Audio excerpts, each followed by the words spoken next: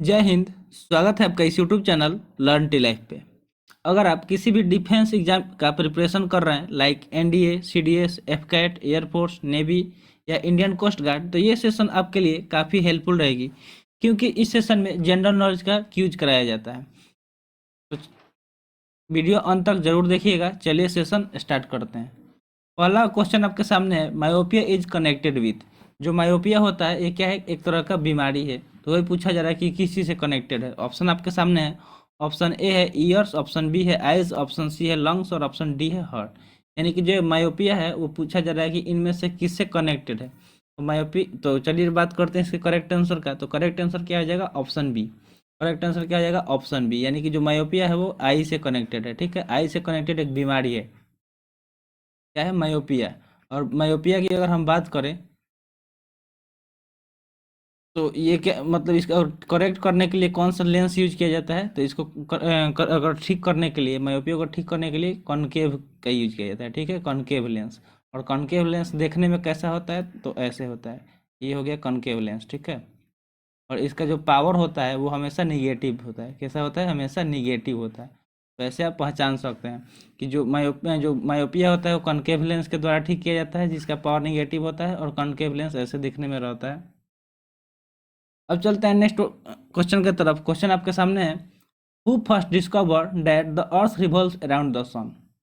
Option आपके सामने है। ऑप्शन ए है न्यूटन, ऑप्शन बी है डाल्टन, ऑप्शन सी है कॉपरनिकस और ऑप्शन डी है आइंस्टाइन। यानी कि क्वेश्चन पूछा जा रहा है कि सबसे पहले किसने बताया था कि जो अर्थ है, जो पृथ्वी है, वो सन के चारों तरफ यानी कि सूर्य के चारों तरफ चक्कर लगाती है। तो वही पूछा जा रहा है। तो आइए डिस्कस करते हैं इसके आंसर को। तो करेक्ट आंसर हो जाएगा ऑप्शन सी। जो कॉपरनिकस थे उन्होंने ही क्या किया था? सबसे पहले बताया था कि जो पृथ्वी है वो सन के चारों तरफ चक्कर काटती है। मान लीजिए कि ये सन हो गया। ठीक है, तो इसके चारों तरफ क्या करती है? पृथ्वी चक्कर काटती है। यानी कि जितने भी प्लेनेट है वो सन के अराउंड घूमते हैं। अब चलते हैं नेक्स्ट क्वेश्चन की तरफ। क्वेश्चन आपके सामने है, which vitamin is made at a higher rate in our body. यानी कि जो हमारे बॉडी में सबसे ज़्यादा रेट पे कौन सा विटामिन बनता है। तो ऑप्शन आपके सामने है। ऑप्शन ए है विटामिन ए, ऑप्शन बी है विटामिन बी, ऑप्शन सी है विटामिन सी और ऑप्शन डी है विटामिन डी। तो इनमें से करेक्ट आंसर चूज करना है कि कौन सा विटामिन जो होता है सबसे ज़्यादा रेट में हमारे शरीर में बनता है। तो इसका करेक्ट आंसर हो जाएगा ऑप्शन डी। क्या हो जाएगा? Option D, vitamin D. जो विटामिन डी होता है वो सबसे जल्दी हमारे शरीर पे और सबसे ज़्यादा रेट पे बनता है। ठीक है, अगर विटामिन सी का हम बात करें तो विटामिन सी को हम लोग क्या बोलते हैं? वाटर सोलुबल भी बोलते हैं। वाटर सोलुबल विटामिन भी बोलते हैं। ठीक है, तो ये याद रखिएगा। ये वाटर सोलुबल है तो वाटर में मिल जाता है, और क्या इसलिए हमें क्या होता है? इसका डेली ज़रूरत पड़ता है, डेली नीड है इसका। ठीक है, डेली। क्योंकि मतलब जैसे हम पानी पीते हैं तो ये विटामिन हमारे मतलब वाटर में मिल जाता है और हमारे बॉडी से निकल जाता है एज ए पसीना या फिर एज ए यूरिन। अब चलते हैं नेक्स्ट क्वेश्चन की तरफ। क्वेश्चन आपके सामने है कि Bijapur is known for its. जो बीजापुर है ये किस लिए फेमस है, यही पूछा जा रहा है। तो ऑप्शन आपके सामने है। ऑप्शन ए है severe drought condition, option B है गोल गुम्बज, ऑप्शन सी है हैवी रेनफॉल और ऑप्शन डी है स्टैचू ऑफ गोमतेश्वर।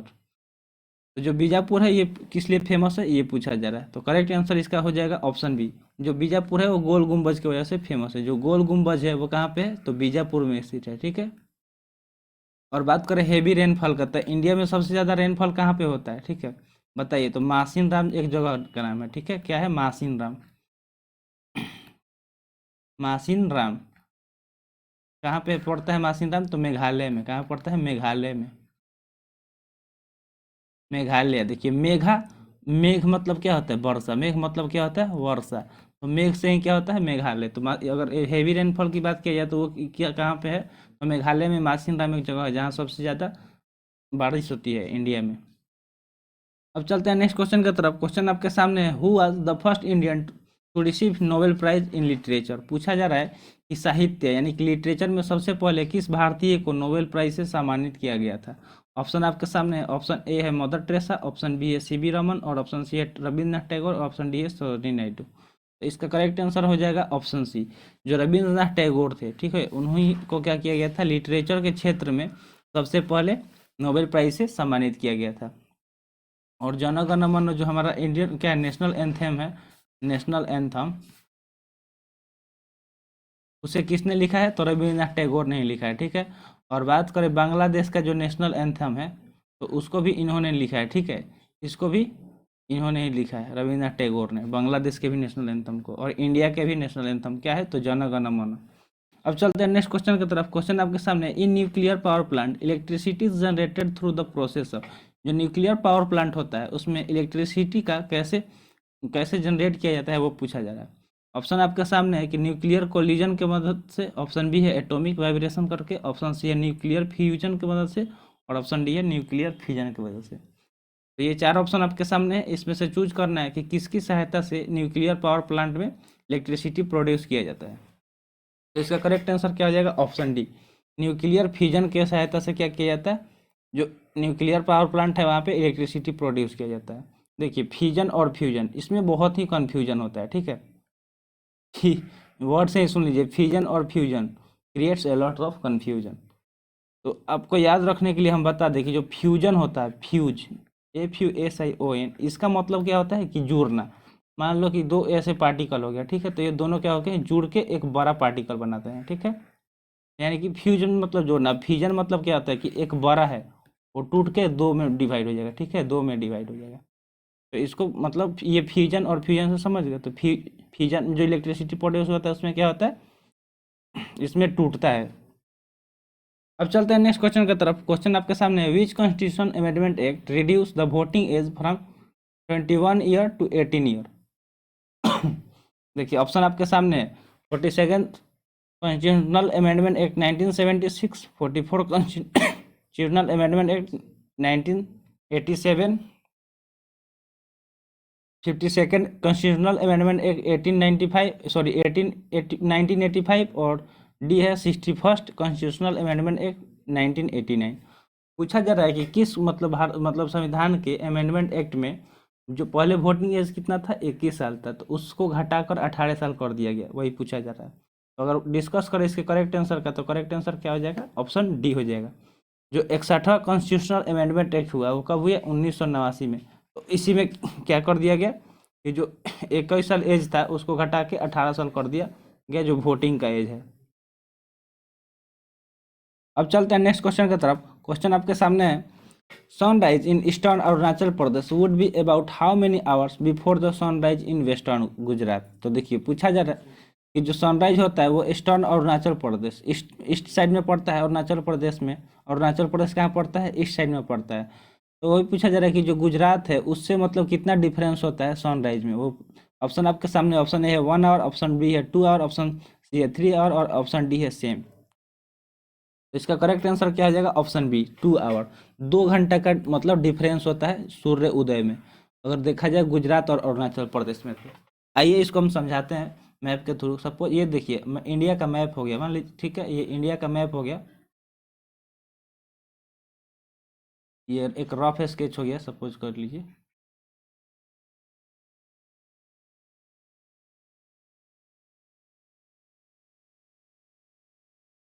यहाँ तक मान लीजिए, तो ये क्या होता है, गुजरात है, ठीक है, ये गुजरात है, और इधर कहीं पड़ता है अरुणाचल प्रदेश।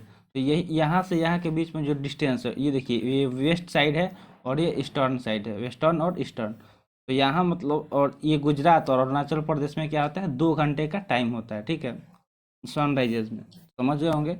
अब चलते हैं नेक्स्ट क्वेश्चन की तरफ। क्वेश्चन आपके सामने है, which organelle is known as the kitchen of the cell.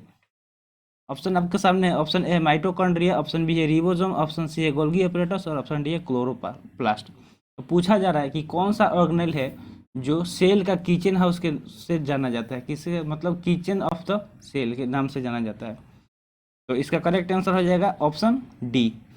जो क्लोरोप्लास्ट है वो क्या, सेल के किचन से नाम जाना जाता है, ठीक है, क्लोरोप्लास्ट किस चीज़ से जाना जाता है, तो किचन ऑफ द सेल्स के जाना जाता है।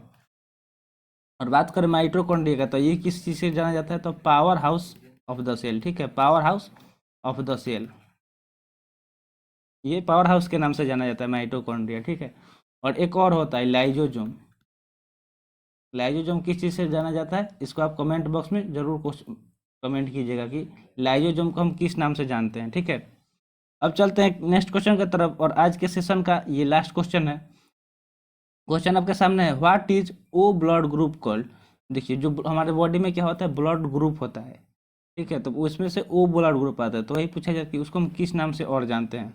ऑप्शन आपके सामने, ऑप्शन है ubiquitous blood group, option B है यूनिवर्सल डोनर, ऑप्शन सी है यूनिवर्सल रिसिप्ट और ऑप्शन डी है नॉन ऑफ दीज। तो इसका करेक्ट आंसर अगर हम डिस्कस करें तो क्या हो जाएगा, ऑप्शन बी इसका करेक्ट आंसर हो जाएगा, यूनिवर्सल डोनर। जिनका भी ब्लड ओ होता है, मतलब ओ ग्रुप का होता है, वो क्या होते हैं, यूनिवर्सल डोनर होते हैं, यानी कि वो किसी को भी ब्लड क्या कर सकते हैं, डोनेट कर सकते हैं, किसी को भी वो ब्लड डोनेट कर सकते हैं।